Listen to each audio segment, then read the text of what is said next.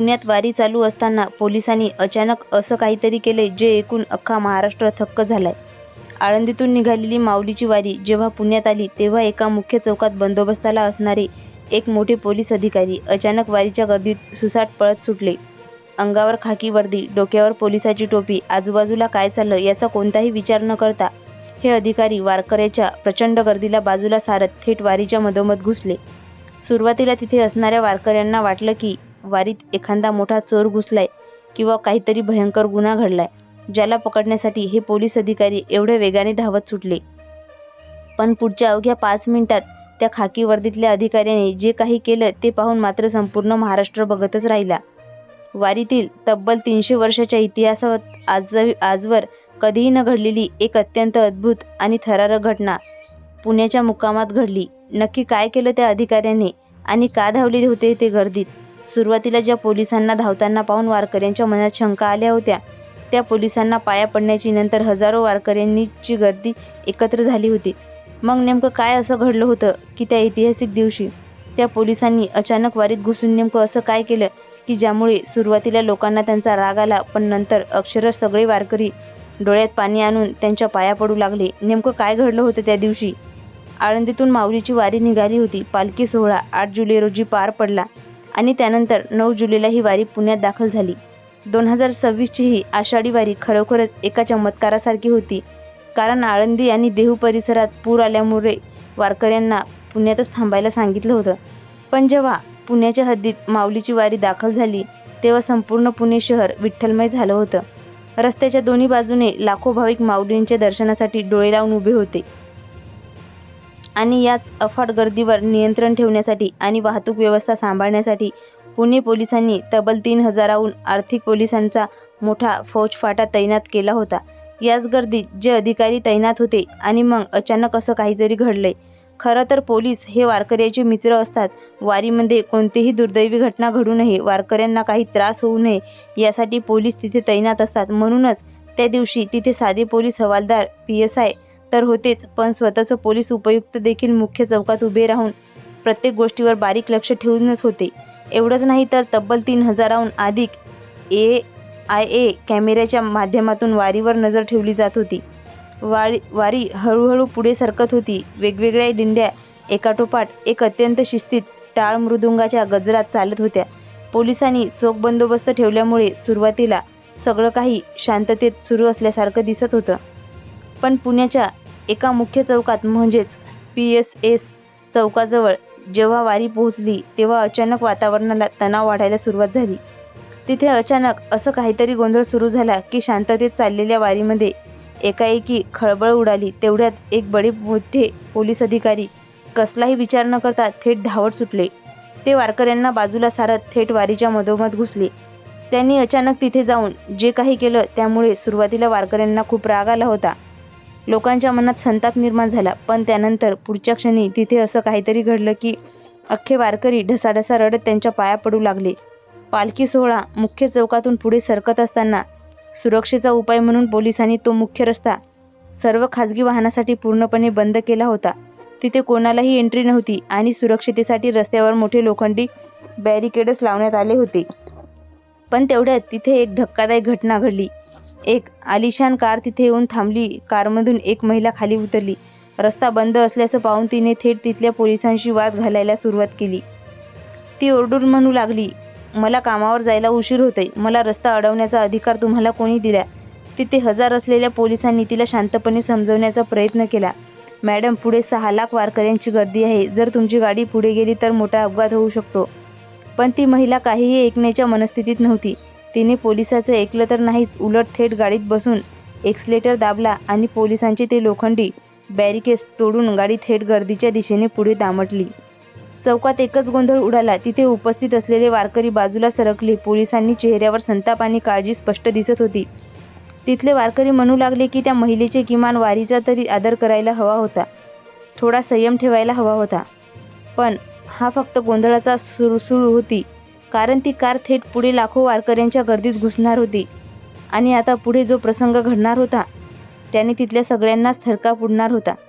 त्यामुळे सगळ्या वारकऱ्यांमध्ये एकच भयानक खळबळ उडणार होती.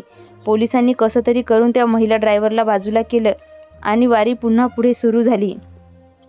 पण या सगळ्या राड्यामुळे बंदोबस्तावर असणाऱ्या पोलीस अधिकाऱ्यांच्या चेहऱ्यावरील चिंता आणखी वाढली होती. कारण वारीमध्ये अशा प्रकारचा गोंधळ झाला तर लाखो लोकांच्या गर्दीत चेंगाचेंगी होऊ शकते, मग मोठी दुर्घटना घडू शकते याची प्रशासनाला पूर्ण जाणीव होती. पुण्याचे पोलीस उपायुक्त आता अतिशय सतर्क होऊन वारीतल्या प्रत्येक हालचालीवर बारीक लक्ष ठेवूनच होते. एवढंच नाही तर पोलिसांचे गुप्तहेर देखील सध्या कपड्यामध्ये वारीत फिरत असल्याची चर्चा सुरू झाली होती. आता दुपार उलटून गेली होती. वातावरणातलं ढगाळ हवामान जाऊन ऊन वाढू लागलं होतं. वारकरी मात्र तहान भूक विसरून विठ्ठलाच्या नामात दंग झाले होते. पण नेमक्या याच वेळी वारीच्या त्या अफाट जनसागरामध्ये काहीतरी अपघटित घडणार होतं. संशय पोलिसांना येतच होता. पोलिसांनी वॉकीटॉकीवर सारखे मेसेज खणखणत होते. एकीकडे ज्ञानोबा तुकाराम माऊली माऊली असा जयघोष सुरू होता. पण आता आतमध्ये पडद्यामागे काय चाललंय याची वारकऱ्यांना अजिबात कल्पना नव्हती. ती कल्पना फक्त पोलिसांना होती.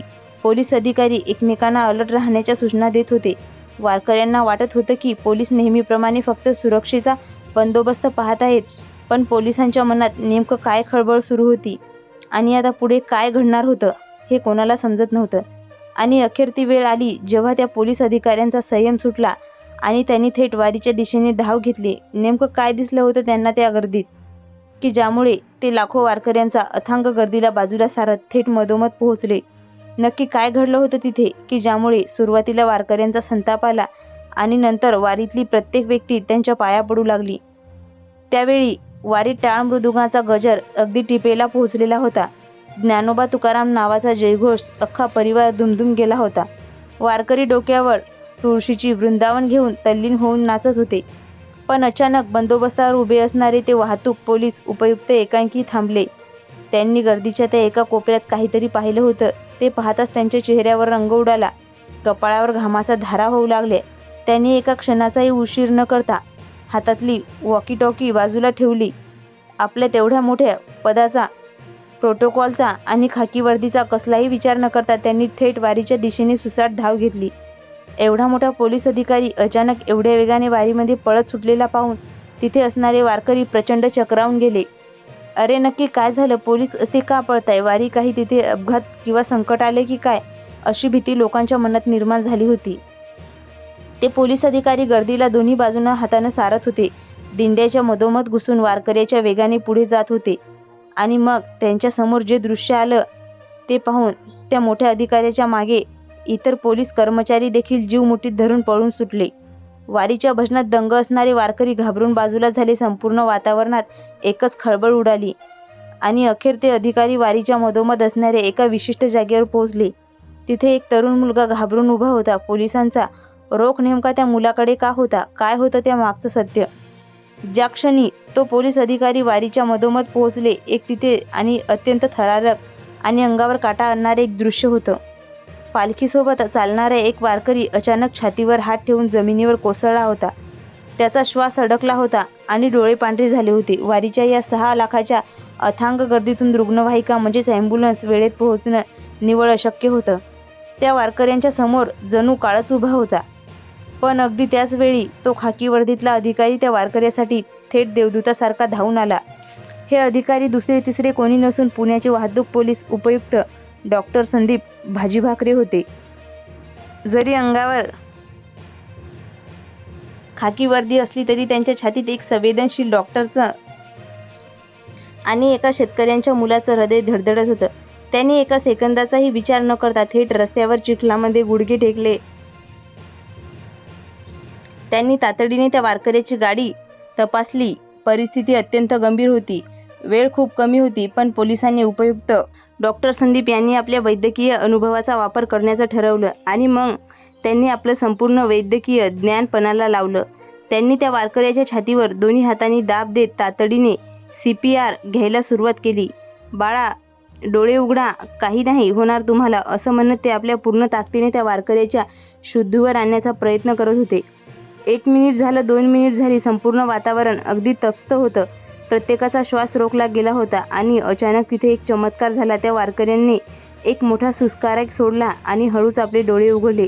जणू काळाच्या जबड्यातून त्या वारकऱ्याला नवीन जीवनदानच मिळालं होतं.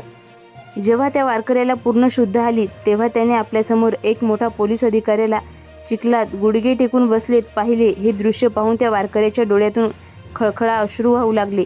त्याने कृतज्ञतेने त्या अधिकाऱ्याकडे हात घट्ट धरले. तो क्षण इतका भावूक होता की तिथे उपस्थित असणाऱ्या हजारो वारकऱ्यांचा गळा दाटून आला. त्या क्षणी प्रत्येकाच्या मुखातून एकच शब्द बाहेर पडला, आज विठ्ठल पंढरपुरात नाही तर या खाकी वर्दीत पुण्याच्या रस्त्यावर धावून आलाय. खरं तर DSP डॉक्टर संदीप यांनी त्या वारकऱ्याला धीर दिला आणि नंतर लोकांना समजलं की IPS अधिकारी होण्यापूर्वी ते स्वतः एक डॉक्टर होते. त्यांनी पोलीस दलात असूनही आपली वैद्यकीय जबाबदारी आणि पोलिसाचं कर्तव्य दोन्ही एकाच वेळी अत्यंत चोखपणे पार पाडलं होतं.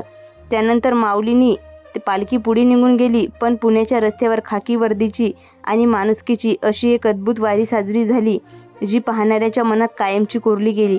वारकरी बंधूंनो, पोलिसाच्या या धाडसाबद्दल आणि या खाकी वर्दीतल्या विठ्ठलाबद्दल तुम्हाला काय वाटतं मला खाली कमेंट करून नक्की सांगा. आणि जर तुम्हीसुद्धा माऊलीचे खरे भक्त असाल तर कमेंटमध्ये जय हरी माऊली लिहायला अजिबात विसरू नका. धन्यवाद.